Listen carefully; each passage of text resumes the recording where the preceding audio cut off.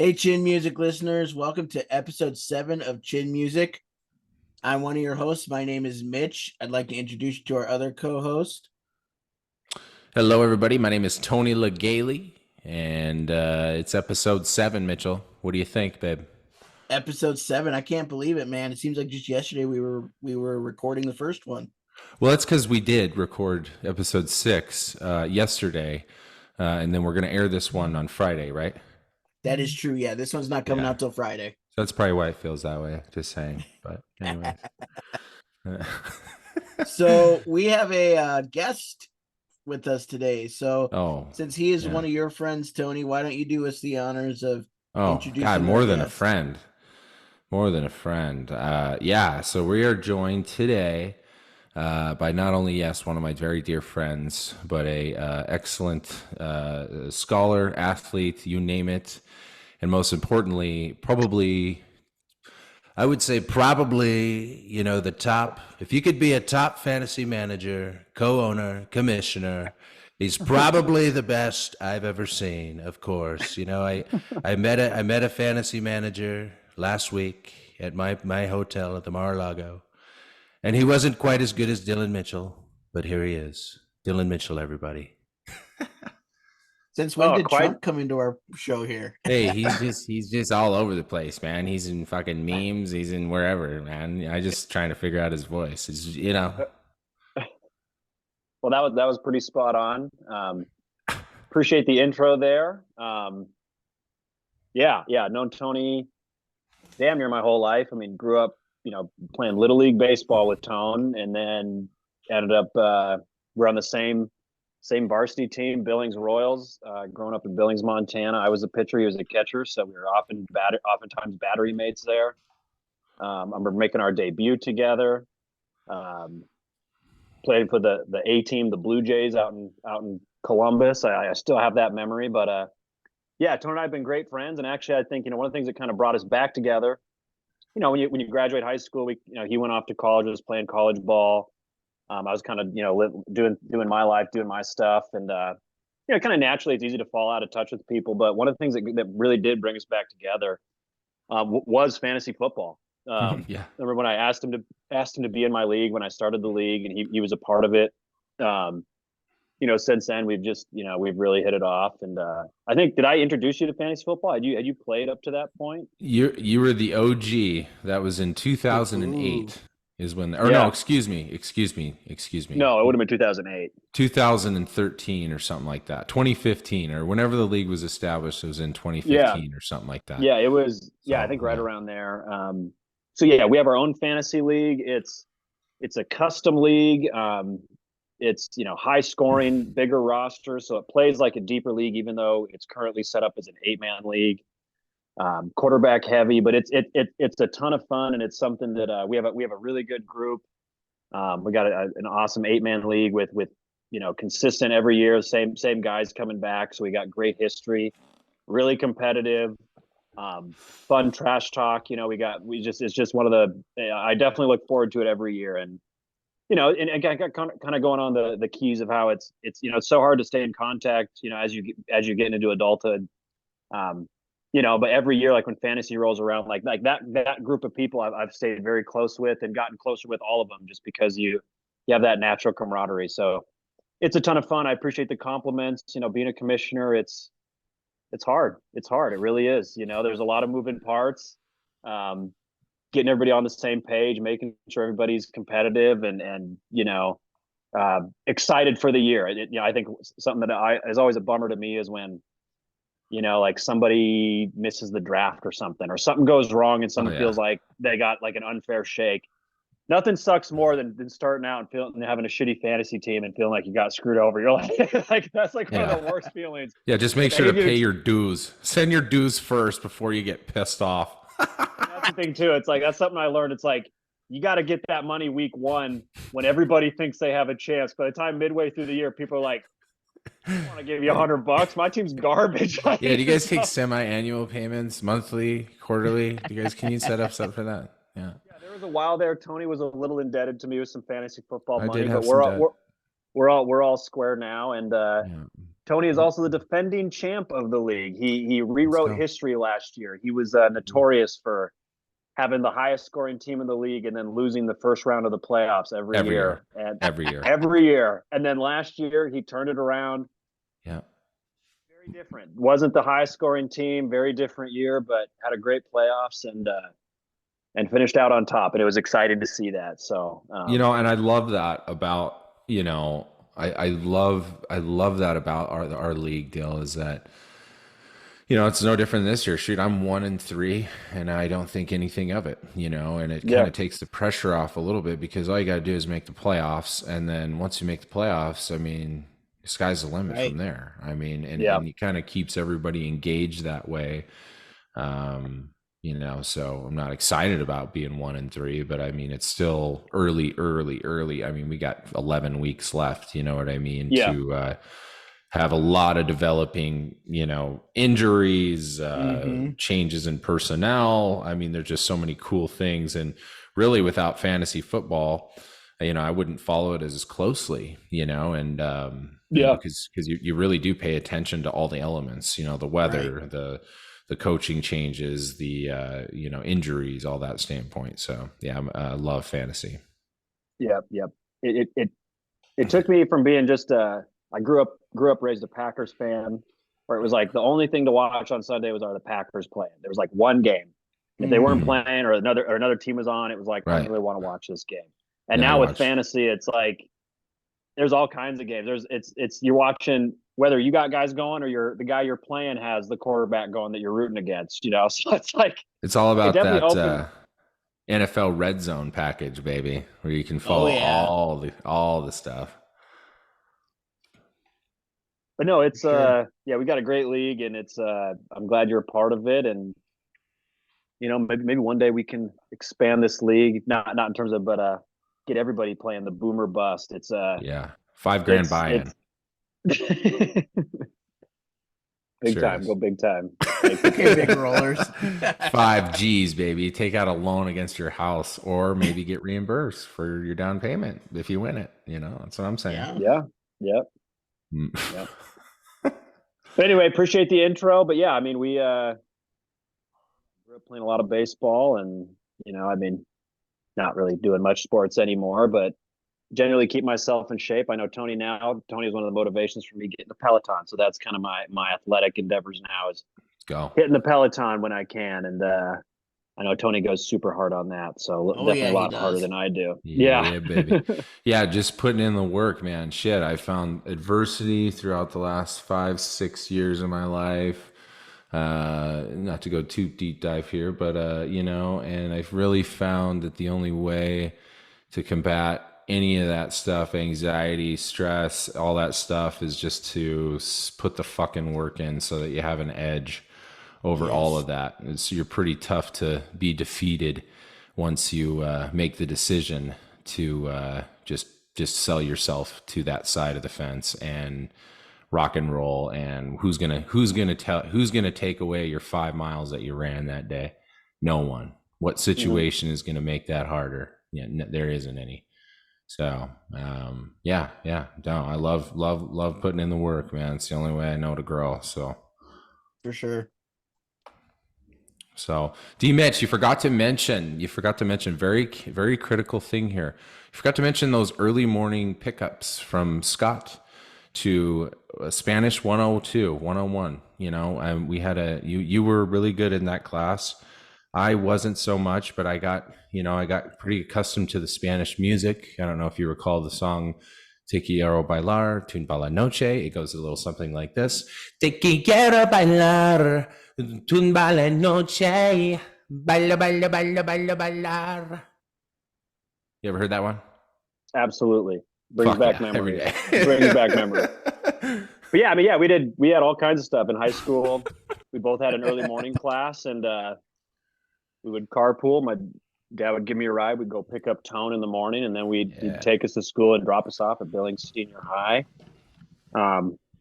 Just a lot of great childhood memories growing up with Tone. And now it's sometimes it's challenging to keep those friendships from high school into adulthood. And honestly, I mean, looking back to high school, you're one of the few, probably definitely the friend I'm the closest with, but definitely one of a handful that I still am close with. So Yeah. It's great having that. I feel like, once you make it here, it's like you're a lifelong friend. There's no going back. Like, it's locked in. So yeah, definitely. Yep. Definitely.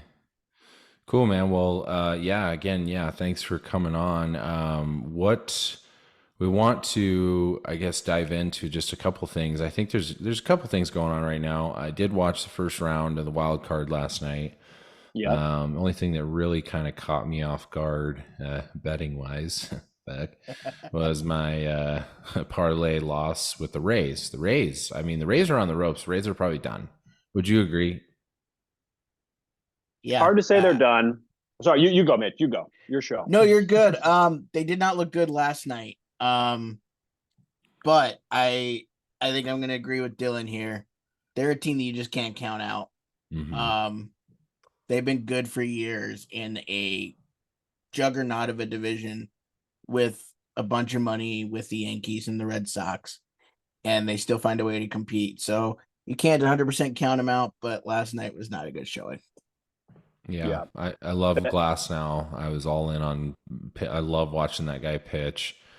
When he's not pitching, he's on Peaky Blinders. I don't know if you've seen that meme. He looks just like the guy from Peaky Blinders. He totally does. Dude, it's like identical, bro. Like the way that it's weird. Yeah, it is weird. But this is, like I said, this episode will air Friday. So we'll see. We'll see predictions on that game. My most enjoyable time of any playoff season is getting to watch my favorite player swing the bat, and that's Bryce Harper. Unfortunately, Bryce had a not so good of a day yesterday, but God, there's just something about the fall and the Phillies, and I don't know, kind of a believer. Love Schwarber. So did you see, speaking of your boy Bryce Harper, did you see him go absolutely off on Angel Hernandez the other day?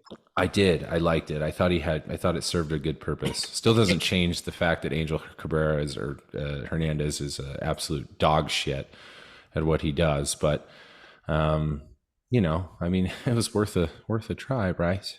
It was worth it. I mean, like you were saying, nothing's going to get done with Angel Hernandez, but I just love it that someone's finally like, you know what, you're dog shit, and I'm going to call you out on it. Yeah. I just don't understand that. And we get on that topic all the time. I'll try to be brief on this, but how do you be legitimate in every other sport? Whether it's NFL is perfect. I love the NFL as far as their replay stuff goes. Oh yeah, everything's totally legitimate. Any sort of sport out there, basketball, you name it, has got the most defined replays you could possibly have, right? Well, so does the MLB, except when it comes to one thing, and that's balls and strikes. Yeah. And so how do you be so perfect? How do you try to be so perfect and legitimate and provide the most fair playing field for both the teams, but you leave that one gray area there, and that's accepted? That's really taken the game of baseball for me to a whole different kind of disrespectful way. So not a fan, So you're wanting robo umps? I think so. Yeah. I mean, or at least have an assistant, have an appeal system, right? So there's a green light, red light policy where if it hits that zone, it's a green light. The umpire calls it a ball. Well, no, actually it rang as a green. So how many, there's got to be something that way to provide some sort of legitimacy. I really can't see, D-Mitch, a World Series October, right? Like coming down, or any sort of baseball game being played without the umpires being there at all. Right.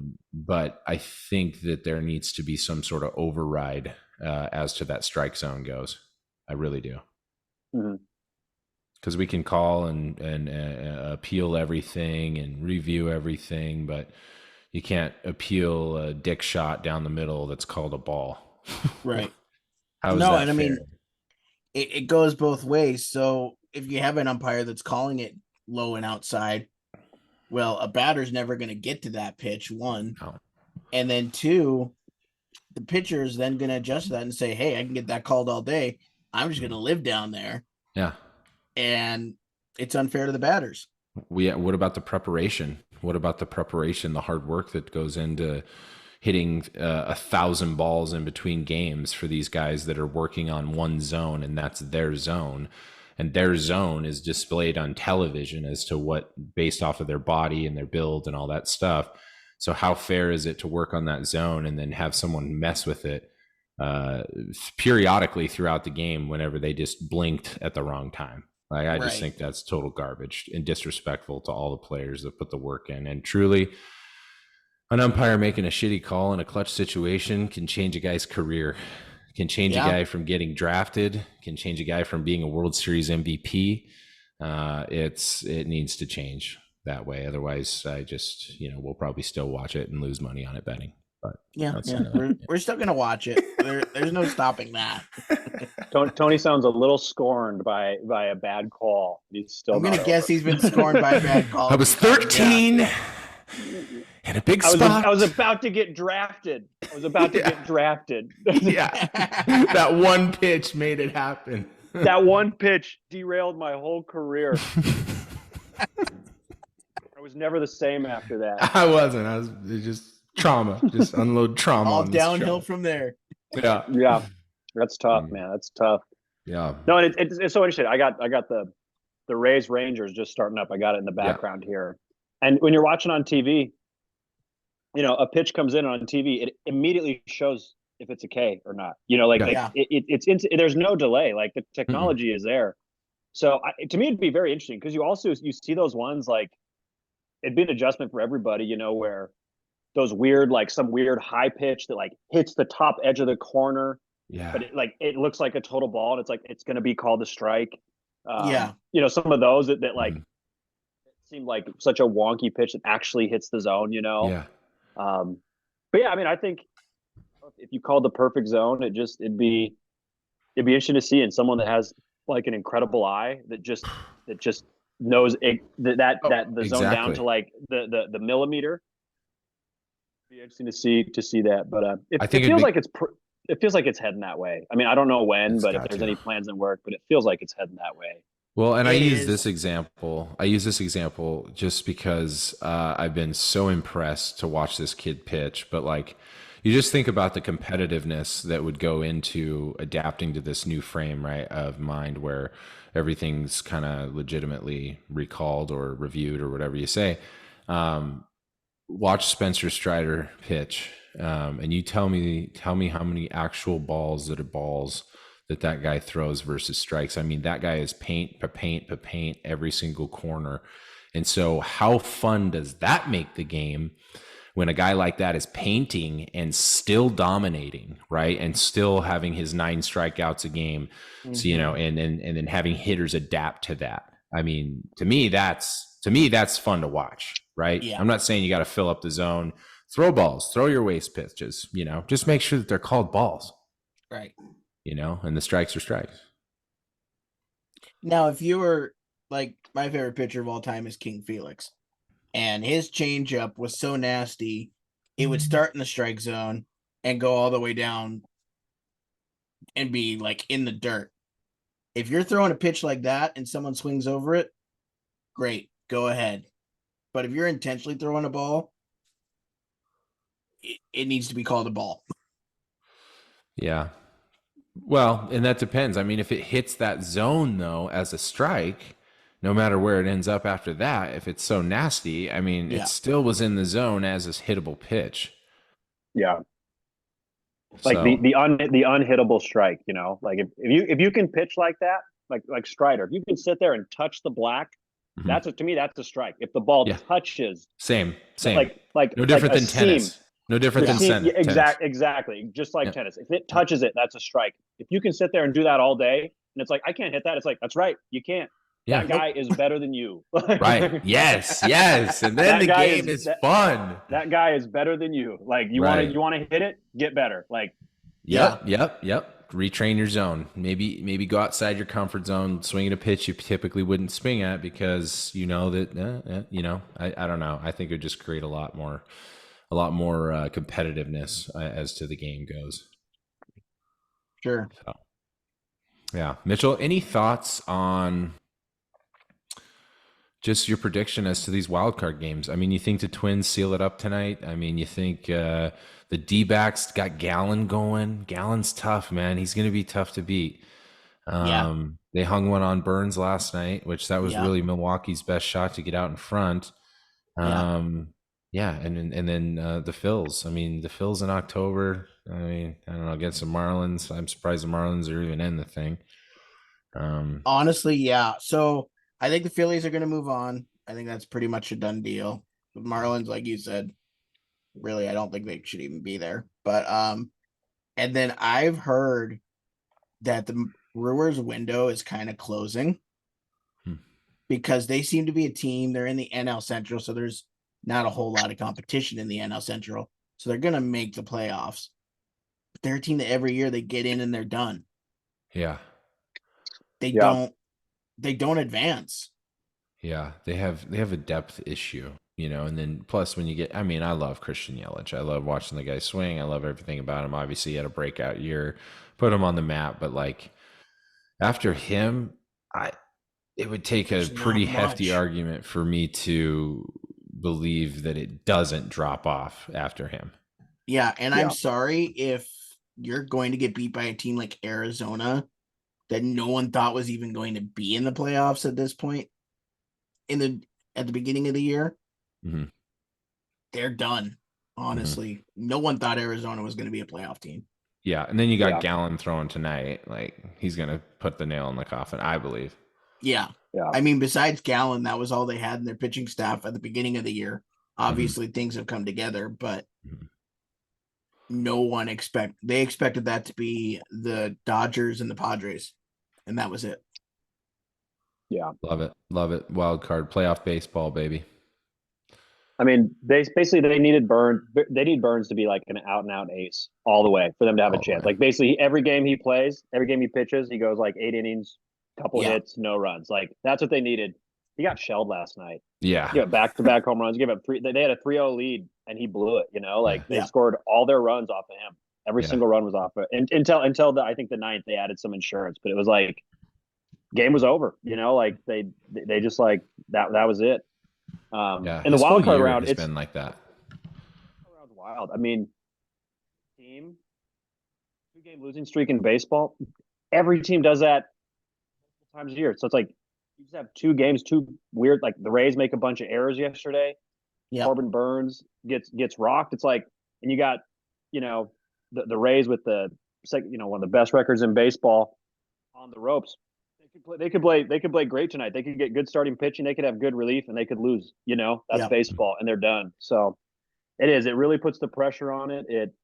It. I love how it makes winning your division, so important. And being able to get that bye. If you can get that bye, it's huge. Yeah, definitely. Yeah, and then you mentioned the Twins too, and I don't think the Blue Jays have the pitching to go on. So. I do think that the Twins will win this round, but then next round they're going to get beat. Yeah. Did you see that the Twins? 0-19. They had it was 8. I thought it was 18 or 19 consecutive losses in the playoffs, which is just that's insane. Unreal. That is insane. And for them to finally break, I can't imagine if you're a Twins fan, you're just like, thank God. At that point, I think I'd rather be like a Mariners fan that makes it in every 20, 25 years. Because like we made it in and it was our World Series last year. Yeah, you're like, we made the World Series. Twins fans, they get in the playoffs every year and they're like, crap, we're going to lose. Yeah. That was watching, what was that? Royce Lewis, is that his name? Yeah. Just dropping bombs. I think is he a rookie this year? Yeah, rookie shortstop. He hit I think he had like a week this year where he hit like 2 or 3 grand slams, and within a week it was crazy, you know. And then he had 2 home runs yesterday. It's like that dude's legit. That guy is legit. But yeah, it's got to feel good for that fan base. Whether it's getting a win or getting into the playoffs, it's you know, I think it's cool to see that it's not necessarily all the same teams over and over again. You know, I know Marlins aren't the best, but seeing them in is like they made the freaking playoffs. The Diamondbacks, the Orioles with the year they've had, Oh, the Twins yeah. getting a win. Like those Yep. things are cool to see. That's it's obviously the Dodgers are still there, the Astros are still there. Like the big teams are still there waiting in the division series, but it's kind of fun watching some of these teams that you don't follow as closely during the year that just definitely don't get as much press. Yeah. And to see if one of them can make a run, like Phillies went from wild card last year, upset the Braves, went all the way to the series, and man, I was rooting for them hard versus the Astros. Yeah. But I root for everybody hard versus the Astros. But Same. Don't we all? Don't we all? yeah. Yeah. I was hoping, speaking on hatred of the Astros, I'm also a part of that fan club. I was hoping Absolutely, as a Mariners fan, you hated them before they were cheaters, right? No, I was hoping that there was like one or two scenarios where Texas and Seattle made the playoffs and Houston was just completely out of it. And I was like, please let that happen. I just want 1 year without the Astros in the playoffs. Yeah, no kidding. And then it ends up going the other way. The Rangers lose last game of the season. Astros win, and Astros win the division. I was like, that's not what was supposed to happen. Like that was the last thing. And now they're the 2 seed. They get a first round bye. I was like, God damn it! It was like, They're back. Here we go. Like, how did that happen? Here we go again. Right? Yeah. Should be a good. Any World Series predictions other than your Orioles, D-Mitch? Who's going to be the tough one to beat? I mean, I know it's October. I know that baseball is baseball, but who do you see as far as depth, as far as, lineup pitching staff? Who do you see maybe taking the title? I mean, I'm all in on my O's this year. They don't have an easy road. The way the playoffs are set up, they got the best record in the American League, second best record behind the Braves. Win the division. They're going to play the winner of the Rays Texas Rangers series. To me, That's tough. Those teams are both tougher to play than the Blue Jays or the Twins. And so the winner of that series is going to go to the Astros. So they're going to have a really tough division series. They got some unknown, some guys. I don't think if you don't follow them super close, you wouldn't know how good they are. But Kyle Bradish. He to me, he would be considered the ace of the staff. John Means, who was our previous ace, he tore his UCL, just came back about a month ago, and has been picked up as like fitting right back into that like number 1 or 2 starter. Yeah, and they got a couple guys after that you could fill in. They got a young guy, Grayson Rodriguez, who has shown ups and downs, but when he locks it in, he's the kind of guy that can go pitch a complete game shutout. Mm-hmm. Something along those lines. And so the biggest thing of the O's that they lost their closer, Felix Bautista. He tore his UCL. Yeah, you're like the pitcher injury. The injury every pitcher is going to have at some point in their career at least once. That was killer, but they've been kind of able to stabilize their rotation. So I'm really curious to see how that all shakes out. Those, they don't blow anybody out.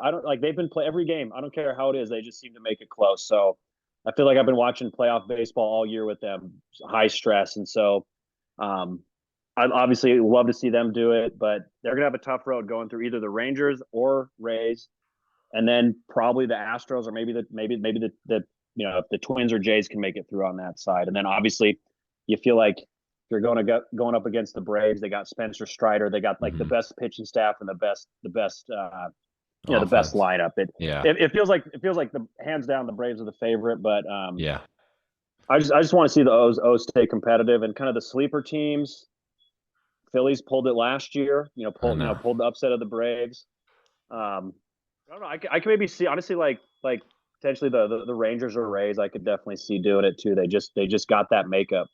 Yeah. I mean, for a while the Rangers were dominant. Were just absolutely dominant. Then they kind of fell off latter half of the year, but they were dominant to start the year. Definitely. Hold on, I gotta check one thing. I gotta mute myself real quick. Yeah, no problem. Yeah, Mitchell.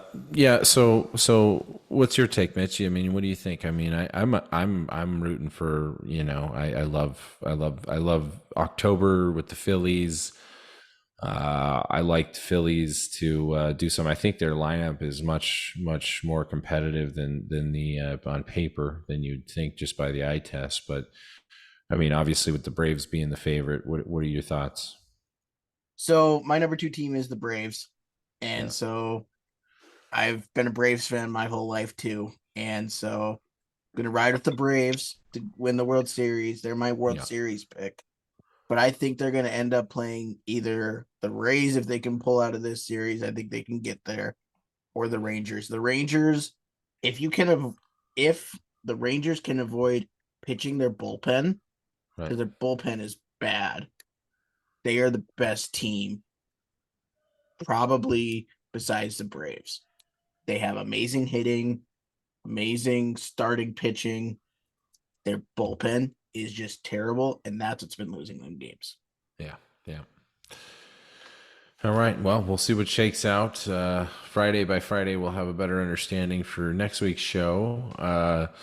One thing I wanted to get into, Dillon, I wanted you to just elaborate, kind of some of the stuff that you're working on in Boise, where you're located. What's kind of the stuff, day-to-day operations? What do you do with your time during the day? Yeah. So I mean, during the day, my job, I'm a work from home salesman. I work for a tutoring company that was based out of California, but during the pandemic went fully remote.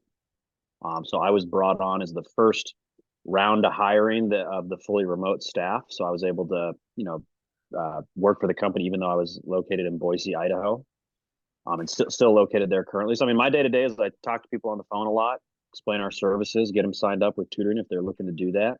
But I mean, at the core of my job, I'm, it's working in sales. Yeah. Connecting with people, doing follow ups, and trying to sign them up. So that's a lot of my day to day. Some things I enjoy about it. It's not having to travel to work. I feel like saves me a lot of time. I feel like I have an extra hour plus out of my day every day. Being able to, not have to pack a whole lunch and stuff. I got all my stuff here and cook breakfast, lunch, dinner for me every single day, and I don't have to do it all ahead of time. I can just have my stuff in the fridge. So I mean, classic work from home perks. But I think Boise's been great. I'm actually going to be moving here end of the year. Going to be moving to Bellingham, Washington, which is Oh, north of yeah. Seattle. So it's like right in between Seattle and Vancouver. So whoa. kind of getting outside of the city. But if I want to get some city fix, I can pop down to Seattle or head up to Vancouver. For probably some catch some Mariners games. The number one thing I'm looking at is excited to look at the schedule and looking forward to hoping the Orioles travel to Seattle for a Mariners series. So I can come check some of those games. Oh yeah. But also probably look at I'm excited to maybe watch some hockey too, catch a Kraken game or go up Oh and yeah. watch the Canucks up in Canada. So I'll be moving there and end of the year. This whole month of September, I was traveling. My girlfriend and I were deciding where we were going to move. We were in Oregon, checking out some spots. Went up to Bellingham to look at it. Decided on Bellingham. So these next 2 months is kind of just, work's pretty steady. It's just real consistent. We're a tutoring company. We're very busy with the school year, but it's steady, busy flow this time of year. Sure. So that's kind of just the easy workflow. But then the big thing I got going on is like, all right, sorting through, getting rid of stuff I need to get rid of, and getting ready to move and take that next step, which I'm super excited about. Sweet, man. That's Yeah. awesome. What would that kind of sales? What would you say some of the most common objections that you'd receive? Like, I know sales typically comes with all objections, but what would you say maybe some of the common objections that you'd receive in that line of sales? Yeah, so I think people not wanting to pay before they meet the tutor. Price. Like, well, I want you to Oh, like, yeah. we'll get all his profile information, you send us the tutor, and then we'll pay. And it's like, no, can't quite do that. All the Yeah. work that goes into it from Right. my department, the operations department that actually places the student with the tutor. We pay that, so it's like those are some of the things of like, that's probably the most common one. Well, why can't I meet the tutor before? It's like, well, it just doesn't really work that way. Nope. You pay for your services, Yeah. like that's pretty standard. So I mean, that's a common one, or got to check with their spouse kind of thing, which is understandable, and that's one that sometimes it's a real objection, sometimes it's maybe a fake objection. They're just a little hesitant to pay right there. So, as with sales, if you can talk to people, make a good connection with them, make them feel comfortable, and honestly, just the best way to do that is you're just honest with them, Yeah, and of course. to me that's the way I find is the way I like to approach it. And it's an inherent part of sales position, a lot of rejection. It's like you can be a great salesman in our company and you sign up 30% of the people you talk to, Yeah, so just like baseball, baby. it's like baseball. Like if you're Yep. failing 7 out of 10 times, you're killing it, That's like, right. so yeah. So yeah. So for sure. So But where can someone go and try to find your specific services and get in touch with you? Where can they go? online. So we're a nationwide company. We service, one of the things that distinguishes us is we are in-person, in-home tutoring. So private one-on-one sessions. There's a lot of companies out there that are all online, especially post-pandemic. So many Right. things have gone fully remote. Or it's like small group tutoring, like you take your kid to like a Sylvan Learning Center or something, Sure. or like Kumon, which is another tutoring company, and it's like small groups, multiple kids working with tutors, different tutors each time, which that's what some families want. They're fine with that, but this is like private one-on-one in home. So Nice. we don't service the whole U.S., but we service like markets, so like all like, and being based out of California. So California is our main market, all the big cities there. So like LA, Bay Area, San Diego, Sacramento, like the big markets in Texas. So like Houston, Mm-hmm. San Antonio, Dallas, Fort Worth, Austin, like Miami, Orlando, Tampa, so like all those major coastal cities, we pretty much hit all those. Like for example, in Boise, Idaho, we don't have our in-person tutoring here, but you could give us a call. We could set you up with an online tutor. Sweet. But really, if you just Google, name of the company is Grade Potential Tutoring. So that's grade There we with a go. D. That's the Grade plug. with the That's the D. plug I Yep. was looking There for, it is. baby. There it is. You know, I you knew just it- I- Google search some shit about tutors and stuff, and you see my name on there. You just click right on there, and I'll get you some help. Yeah. What is it again, I Dill? mean, there's Grade Potential Tutoring. Grade Potential Tutoring. Yeah, Check them yeah, out today. We'll get you there. yeah, yeah. But yeah, it's been a good position, and we've been growing a lot, and it's been kind of wild being a part of it and adjusting to a remote company. I remember, you meet a bunch of people that you get to know, but you've never actually met them. I have people that I've worked with closely and consider friends and coworkers for 2+ years now, and I haven't met a single one of them ever in person. Which doesn't even, I don't even bat an eye at it now, but for like the first year, it definitely, like I would like remember like, oh, I've never actually met this person. It was just a weird feeling, and now it's just like, yeah, whatever, just like totally adjusting to the virtual, the distance, kind of that remote world post pandemic that so many areas have transitioned to. Perfect. Right. Perfect. Well, that's awesome, Dill. Yeah, thanks for taking the time to tell us about that. Mitch, anything pressing, anything we need to include here that we're missing on the sports side of things that you've kind of gathered? Not really. It's kind of a slowish week. The only thing I really wanted to bring up that I know you didn't know about, Tony, when we talked earlier. Yeah. So the NBA has they had their media days, and I don't know if you, Dylan, have seen this, but all over the internet is how Jimmy Butler came to media Oh, yeah. days for the Miami Heat. Emo Jimmy. Yeah. That was great. So last year he Great. came in like full on dreads, and then this year he came as emo Jimmy, and it's kind of giving me like Tom Brady in Tampa Bay, like carefree vibes. That's kind of what I'm getting from Jimmy Butler in Miami. He's just not caring what people think, and he's just having fun with it, and I really love it.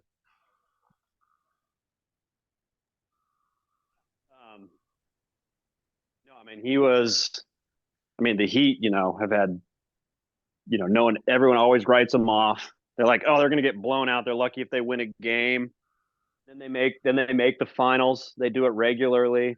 Yeah. But it's like, but you look at it, it's like they are. It's like the team they're playing is like they're better than them. Like they got more talent, but they just they battle, and I think he definitely plays with such a chip on his shoulder and kind of carries that with him for sure. Like the ultimate competitor, like he is someone that, like, if you doubt him, it makes him stronger, like 100%. And yeah, I think it was just a big old kind of I don't know, maybe like an fu to the media kind of thing. Just like, I don't care at all what you think. I know what you're going to say. It's either the Celtics or the Bucks, coming out of the East. You say it every year. It doesn't change anything, and just it was it was such a funny look, that straightened emo hair. He had like the lip nose piercing. It was classic. I was just like, I love it, man. It just, and he's such a good athlete, such a competitor. I think, yeah, on paper they're not the best team, but they're in there at the end of the year. I don't think anybody wants to play them. I mean, I think No. that's the case. That's a team nobody wants to play. I don't care who you are. For sure. No, I just found it hilarious. I don't know if it was a bet or what, but it was a great move. That's for sure, I thought. So that's really my only thing with sports this week, was that, on top of what we talked about. Love it. Love it. Yeah. Well, next week, just another brief reminder, massive hockey tournament at Centennial Ice Arena. I will be playing, so might want to check that out if you want to see some below average hockey. That takes place starting Friday night all the way to Championship Sunday, which I can assure you will probably be there because I'm on the team now, and so, Oh, okay. Anyways, yeah. Well, I got recruited. It is. You watch. I don't know. I guess I'm trying to think of all the rec sports I've watched, but I remember watching some rec hockey, and it's tough, man. I don't know. Is it to me? I mean, you can watch some like rec basketball, and it's like, I don't know, just it's like more action, more back and forth. Little league baseball can be a ton of fun to watch. Oh yeah. Like adult rec hockey is like, God, these guys are so slow. And Well, you're just like, man, like this is just. You're like, all right, he'll do this, and then he'll shoot, and you're like, oh no, they whiffed on the puck, missed on the puck. Yeah, I just had that visual in my mind. Well, I'm sure I'll be doing plenty of whiffing on the puck, and I can barely stop, so it won't be slow, let alone So, but no, it'll be fun. Gearing up for that. 5 games in 3 days. That'll be interesting. But You will be sore. Oh gosh, it's going to be brutal. Yeah. And then October 10th, day 1 of the NHL season kicks off, baby. Heck yeah, it's right around the corner. Let's go. Any predictions for that, Mitch? I don't know. Oh, you go ahead, Mitch. I was just I think say, he said D Mitch, so that triggers both of us. Yeah, the Mitch squared and Tony. It's their new show, everyone. I don't know a whole lot about hockey, but I always ride with the Kraken because I'm a Seattle guy. Let's go. They'll make the playoffs. Yep. Yeah, hockey's one I've gotten into the last 5 years. I mean, growing up, it was like you could watch baseball, you could watch football, you could watch basketball. It was like hockey was never on TV unless you had like the NHL package. Right. It was never on. It was like I know it's a sport, but I've like never watched it.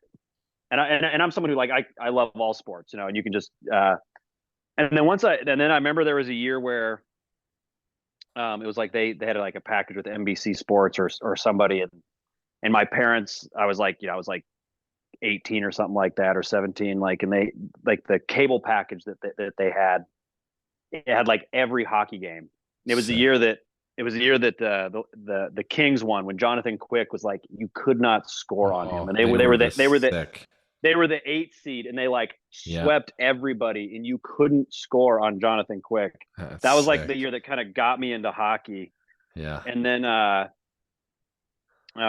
dated a girl who was big into hockey. She was a Capitals fan. We were dating the year that they finally, I think that was 2019, the year that they finally pulled it out and won, or maybe 2018. Update. Rangers just hit a solo home run. They're up 1-0. The Rangers? Rangers, they're up 1-0 on the Rays. What did I say, Mitchell? Adolis Garcia just crushed that. 416 feet to left. Razor destroyed. folding. They are, but he's one. I'd say a team I've kind of started to follow that I really liked was the Carolina Hurricanes. I really liked their coach, Rob Brindarmer. I don't know exactly how to say his last name. Yeah. And hockey coaches as a whole, they got to be my favorite coaches. Yeah. The like the most like in the like the super sharp, dressed in the suits, like just looking so good. But like, just like the demeanor of hockey coaches, I just love, Very interesting. almost no emotion, Yeah. just so down to be, and Rod's in that same boat. Just but I've rooted for that Hurricanes team. They've had, they're in the playoffs every year. But it's so if that was kind of a team I'd be rooting for, it'd be them. Honestly, I enjoyed watching the Lightning dynasty. I mean, they were so good for 3 straight years, and they just kind of ran out of fumes. But it was like anytime you see a team that goes to that level, it's awesome to see. But I mean, to me, it's like I don't know enough about hockey to be like. To me, it's like that's a lot of the same teams, but that you see every year. And what I like about hockey is it's a sport that I can truly just watch and just enjoy. Like the first, I think the first round of hockey is like the most exciting in the playoff hockey, because there's like 6 games a day, and they're on like something like 2 or 3 going at the same time, and it's just so much action. And hockey's just a sport where like, you see games going 6-7 games, all the time, you see 8 seeds competing with 1 seed. So it just, playoff hockey is one of the most exciting things to watch. And so that's just generally what I look for. I don't take time to watch a ton of regular season game, but come playoff time, I'm definitely tuned in. Oh yeah. Yeah. Playoff hockey. And then one maybe reason to turn in during the season, D and Mitchell, is you got the number 1 draft pick who's supposed to be the next McDavid caliber kind of guy, is Connor Bedard. Bedard is supposed to be the big deal this year for the Hawks. Put Chicago back on the map. It'll be fun to watch him. I've seen some preseason clips of him, and he looks like he's ready, bud. He looks like he's ready for an 18-year-old kid. He looks ready. As ready as one thing on that. One thing on that, I'd say hockey seems to be something where the youth prospects that are like, this guy's going to be big. Yeah. They always turn out that way. Yeah. Always. Like you know what I'm saying? Come out there like, this guy's like, there's like Connor McDavid, Nathan McKinnon, like those are big names. Like this guy's like franchise altering player. Sid the Kid. They're like, it's not like, whereas like you think of like football, there's draft busts all the time. All the time. Baseball prospects that like never make it to the bigs. Like that's one. And it's just something I've thought about a little bit of like, when you hear about these dudes, it's like that are can't miss prospects. It's like they really are. Yeah. Like you don't see them get to the NHL and then just like forget how to skate. Sucks. Yeah. Can't skate, can't shoot. Yeah. Whipping on the puck. Yeah. Like next. This is a very intricately skilled game. It's quite the deal. Like, Cale Makar, was like, superstar, winning the Hobie Baker Award in college and stuff. And then like steps right in and is like one of the best defenders in the NHL as like a small dude. And you're like, wow, it's just cool to see that like the skills really translate from the amateur level to the pro level. Oh yeah. In ways that in other sports, guys just, it doesn't, peters out. It just doesn't. It's like they got all the physical skills, like top quarterback coming out of college, and then it's like they just can't make it in the NFL. You see it every year. It's like it's a constant theme of football. So if he's the real deal, that would be exciting to see, of like, the next big thing. Because I'd say the one thing that I do like to watch, and that reminds me, like I rooted for the Panthers or the Hurricanes. I became a Hurricanes fan because of Rod Brindarmer, and I love rooting for the Oilers because watching Connor McDavid, there's no other player like him. When he circles back, gets the puck, and he's coming from the defensive zone, it's like holy shit, this is one of the most exciting things in sports. It's just a treat to watch that guy dangle the puck. Him with the puck, and there's 5 defenders with their eyes on him, and they're all scared. They're all oh great, here we go. Like he is a force, man, and it is fun to watch him with the puck. Yeah, I got the Oilers this year winning the President's Cup. Although I'm a Knights fan, obviously, and want them to win their division, do whatever they need to do, and to get back to the Cup. Very tough feat, but I think the Oilers take home the President's Cup, President's Trophy at least this year. They're continually getting better. McDavid is hungry. I mean, that guy trains like crazy laser focused. I put $1,000 on him the other day to win the President's Trophy, so we'll see how that plays out. Jesus. Let's go, boys. Come on. Tell me, Mitch, do you bet like Tony bets? Because I don't bet at all, honestly. I do not bet at all. I like my money. Yeah. And, I know. Well, I've ran into some debacles with it, but you know, guys, it's all for fun. Yeah, I'll stick to video games. Yeah. Bet you 10-1 I can get you to bet. No. 20-1? I mean, I might bet some money every now and then, but I don't think I'm going to be a hardcore better by any means. No, I mean like maybe a 5 or 10 here, but nothing crazy. I'm not putting $1,000 on anybody anytime soon. Like, no. If I make a bunch of money elsewhere, then yeah. Oh, also, Rangers just had a triple to knock in a guy, to bring in a guy. Oh, jeez. Yeah. Hold on. No, what is this? Oh, no, it is a triple, but the right fielder lays out, hits off the end of the mitt. Ball bounces into foul territory. So now they got 2 outs, runner on third, 2-0. So yeah, start the bus. Yeah. Defense wins championships, but this is oh God. Get out of here. It's 4-0, baby. Wow. What did I say? What a flop. Comes up and just crushes it. Hey, and Mitch, that's why we bet. Okay? That's why we bet. Went with my gut today. You got money on the Rangers? Let's go, baby. See, but I would have lost money because I was going for the Rays. That's why you don't bet, Mitch. That's a good lesson that you just learned. Yeah. I just want to say I really appreciate you guys having me on. This was a lot of fun, just chatting, talking sports. Great meeting you, Mitch. Yes, nice to meet you too.